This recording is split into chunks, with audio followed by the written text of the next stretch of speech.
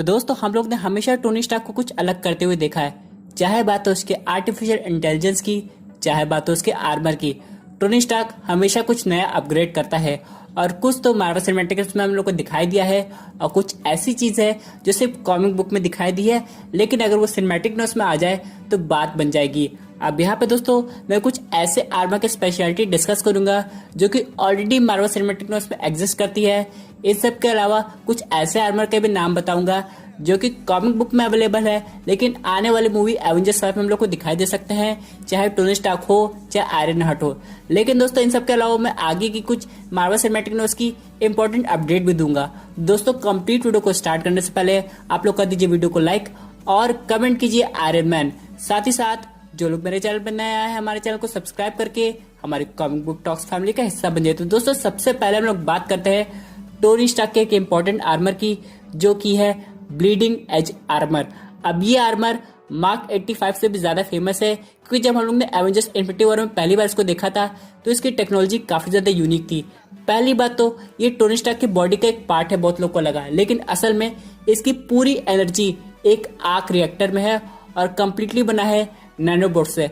अब यहाँ पे बहुत से लोग सोच रहे होंगे इस आर्मर में ऐसी क्या स्पेशलिटी है, तो इसकी स्पेशलिटी तो आपने एवेंजर्स इन्फिनिटी वॉर में देख ली होंगी, लेकिन इन सब के अलावा ये आर्मर बाकी आर्मर से इसलिए अलग है क्योंकि यहाँ पे एक कमांड सिस्टम है जो कि एकदम यूनिक है। यहाँ पे जब भी हम लोग ने कोई भी आयरन मैन की मूवी देखी होगी तो हम लोग ने ये देखा होगा कि कैसे टोनी स्टार्क पहले एक एआई को कमांड देता है, उसके बाद वो एआई उस आर्मर में काम करता है। फॉर एग्जाम्पल जब एवेंजर्स हम लोग ने पहली बार देखी होगी तो उस मूवी में न्यूयॉर्क बैटल का एक सीन था।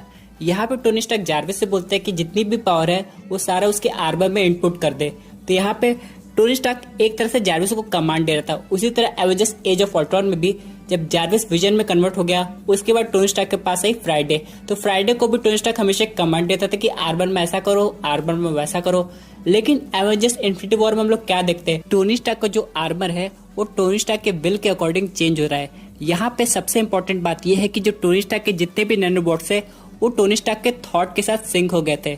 इसका मतलब यह है कि टोनी स्टार्क बिना फ्राइडे के, बिना जार्विस के या फिर कोई भी एडवांस एआई के उस आर्मर को कंट्रोल कर सकता था और मन मुताबिक उस आर्मर का शेप भी बदल सकता था।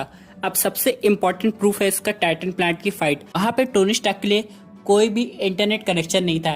इसके बावजूद टोनी स्टार्क ने अपने माइंड के बलबूते पे उस आर्मर को चेंज करते हुए थेनोस को ऑलमोस्ट हरा दिया था। अगर थेनोस के पास इन्फिनिटी स्टोन्स ना होते तो हो सकता है बाकी एवेंजर्स उसे बड़ी आसानी से हरा देते, और यहाँ पे टोनी स्टार्क का एक बहुत इंपॉर्टेंट रोल था। अब यहाँ पे इन सब के अलावा जो टोनी स्टार्क का जो आर्क रिएक्टर था जो हम लोग को एवेंजर्स इन्फिनिटी वॉर में दिखाई दिया था, वो टोनी स्टार्क की मेंटल कैपेसिटी भी एनहांस करता है, ऐसा कॉमिक बुक में लिखा है, लेकिन यहाँ पे इन्फिनिटी वॉर पे स्पेसिफिक तरीके से बताया नहीं गया था। अब यहाँ पे अगर हम लोग पास्ट में जाए यानी कि आयरन मैन 3 में, तो हम लोग ने देखा था कि टोनी स्टार्क अपनी बॉडी में कुछ सेंसर इंस्टॉल कर रहा है, जिससे ये होता है कि जब आर्मर को कोई पार्ट को रिकॉल करता है तो वो पार्ट उसके हाथ पे आ जाता है, फिर पैर पे आ जाता है, फिर एक तरह से पूरा बॉडी आर्मर बन जाता है। इसी तरह टोनी स्टार्क ने जो मार्क 50 के लिए आर्क रिएक्टर बनाया था वो काफी ज्यादा एडवांस था। वो सिर्फ उसके लिए एक नैनोबॉट आर्मर नहीं बनाता था, बल्कि पूरी तरह उसकी मेंटल कैपेबिलिटी को भी एनहांस कर देता था। अब इसका सबसे अच्छा एग्जांपल है एवेंजर्स इन्फिनिटी वॉर में टोनी स्टार्क और थेनोस का हैंड टू हैंड कॉम्बैट। हम लोग ने कुछ सेकंड का ये सीन देखा था, लेकिन ये काफी जबरदस्त सीन था। हम लोग ने ये देखा कि टोनी स्टार्क ने थेनोस के हर एक अटैक को काफी अच्छी तरीके से टैकल किया था, जिसके बाद थेनोस भी टोनी स्टार्क से काफी ज्यादा इम्प्रेस हो गया था। अब यहाँ पे बहुत से लोग सोचेंगे कि ये जो ब्लीडिंग एज आर्मर है ये one of the best armour है टोनी स्टार्क का, लेकिन इन सब के अलावा भी अगर यहाँ पे आयरन मैन के सामने मैग्नेटो आ जाए तब ये आर्मर कोई काम का नहीं होगा। तो दोस्तों मैं आपको बताना चाहता हूँ टोनी स्टार्क का ब्लीडिंग एज आर्मर ही सिर्फ एक ऐसा आर्मर है जो कि मैग्नेटो को भी हरा सकता है। जी हाँ दोस्तों, इसके नैनोबॉट में एक स्पेशल कैपेबिलिटी है जिससे मैग्नेटो उस मेटल को कंट्रोल नहीं कर पाएगा। हालांकि दोस्तों ये मैग्नेटो बस्टर आर्मर नहीं है, लेकिन फिर भी अगर मैग्नेटो आ गए टोनी स्टार्क के सामने और टोनी स्टार्क के पास मार्क 50 आर्मर है, तब भी वो मैग्नेटो को बड़ी आसानी से हरा सकता है। इन सब के अलावा दोस्तों जो एक्सट्रीमिस्ट आर्मर है जो हम लोग ने कॉमिक बुक में देखा था वो काफी ज्यादा खतरनाक आर्मर था, क्योंकि टोनी स्टार्क की बॉडी का पार्ट था। यानी दोस्तों उसके जो नैनोबॉट थे वो टोनी स्टार्क के बोन मैरो में थे। यहाँ पे टोनी स्टार्क को हराना इम्पॉसिबल था, उसमें हम लोग को इवल वर्जन का टोनी स्टार्क दिखाता है। यहाँ पे कुछ ऐसे ही एवेंजर्स इन्फिनिटी वॉर में दिखाया गया था, लेकिन यहाँ पे जो उसका आर्क रिएक्टर था वो अलग हो सकता था। यानी अगर एक बार आर्क रिएक्टर अलग हो जाए तो फिर टोनी स्टार्क एक नॉर्मल पर्सन बन सकता है, लेकिन अगर आर्क रिएक्टर टोनी स्टार्क की बॉडी से अटैच हो और कोई भी टोनी स्टार्क को अटैक करना चाहे तो आर्क रिएक्टर इतने ज्यादा इंटेलिजेंट है कि खुद ही कन्वर्ट हो जाएंगे टोनी स्टार्क के आर्मर में, जिससे टोनी स्टार्क कोई भी अटैक से बच सकता है। लेकिन दोस्तों अगर आने वाली एवेंजर्स 5 मूवी आएगी या फिर कभी आयरन मैन 4 मूवी आती तो ऑडियंस इससे भी कुछ हटके देखना चाहती है। तो मैं आपको ऐसे 2 आर्मर बताऊंगा जो कि काफी ज्यादा इंटरेस्टिंग है। सबसे पहला आर्मर है Hulk buster armour model number 52। अब इस आर्मर की खास बात यह है दोस्तों कि एक ट्रांसफॉर्मर कार में बदल सकता है। अब हम लोग ने टोनी स्टार्क को अलग टाइप की आर्मर बनाते हुए देखा तो जरूर है, उसमें से कुछ हल्क बस्टर थे, लेकिन कभी हम लोग ने टोनी स्टार्क को कोई ऐसा आर्मर नहीं बनाते हुए देखा जो कि एक कार में बदल जाए। अब यहाँ पे कॉमिक बुक में ऐसा है कि टोनी स्टार्क ने कुछ ऐसे आर्मर डिजाइन किए हैं कि वो एक टाइम पे 2 चीज का काम करे। जी हाँ दोस्तों, कॉमिक बुक में ऐसा पॉसिबल हुआ है। टोनी स्टार्क ने अपने बहुत सारे पुराने आर्मर के साथ कुछ एक्सपेरिमेंट किए थे और उनमें कुछ एड ऑन किए थे। यहाँ पे मार्वल सिनेमैटिक न्यूज में हम लोग ने 2 टाइप के हल्क बस्टर आर्मर देखे। सबसे पहला जो हम लोग को दिखाई दिया था एवेंजर्स एज ऑफ अल्ट्रॉन में, जिसका दूसरा नाम था वेरोनिका। और क्या आप लोग जानते हैं इस हल्क बस्टर आर्मर को बनाने में टोनी स्टार्क की हेल्प खुद डॉक्टर ब्रूस बैनर किए थे, क्योंकि वो हल्क की पर्सनालिटी को अच्छे से समझते थे और वो जानते थे कि किस टाइप का आर्मर हल्क को डिफीट कर सकता है, और ऐसा ही हुआ था। इन सब के बाद हम लोग को दूसरी टाइप का हल्क बस्टर आर्मर दिखाई दिया एवेंजर्स इन्फिनिटी वॉर में। यहाँ पे लेकिन कॉमिक बुक में टोनी स्टार्क ने सिर्फ 2 हल्क बस्टर आर्मर नहीं बनाए थे, बल्कि काफी अलग टाइप के बनाए थे और उनमें कुछ ऐसे एड ऑन किए जिससे वो उनकी पावर्स को और ज्यादा एनहांस कर सके, या फिर कुछ सिर्फ ऐसे आर्मर डिजाइन किए जो देखने में काफी कूल लगे। अब यहाँ पे उन्होंने एक हल्क बस्टर आर्मर को एक कार में कन्वर्ट कर दिया जो सिर्फ रोड पे नहीं चल सकती थी बल्कि हवा में भी उड़ सकती थी। जी हाँ दोस्तों, टोनी स्टार्क ने हल्क बस्टर आर्मर का एक फ्लाइंग कार बना दिया था। और वैसे भी दोस्तों अगर ऐसा कुछ करना है और एवेंजर्स 5 को एक नए लेवल की फिल्म बनानी है तो हम लोग को टोनी स्टार्क के आर्मर में कुछ चेंजेस करने पड़ेंगे।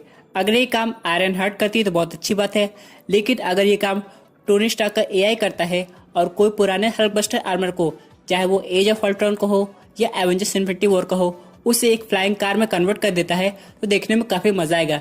वैसे इसमें शूरी की भी हेल्प लग सकती है। अब इन सब के अलावा दोस्तों मैं अपने फाइनल आर्मर की बात करता हूँ, जो कि इतना ज्यादा खतरनाक है कि टोनी स्टार्क को उसे एंड में डिस्ट्रॉय करना पड़ा था। मैं बात कर रहा हूँ गॉड बस्टर आर्मर की, या फिर हम लोग इसे गॉड किलर आर्मर भी कह सकते हैं। एक्चुअली क्या हुआ था, टोनी स्टार्क ने अपना खुद का एक वर्चुअल वर्ल्ड बनाया था जिसको नाम दिया था ई स्पेस।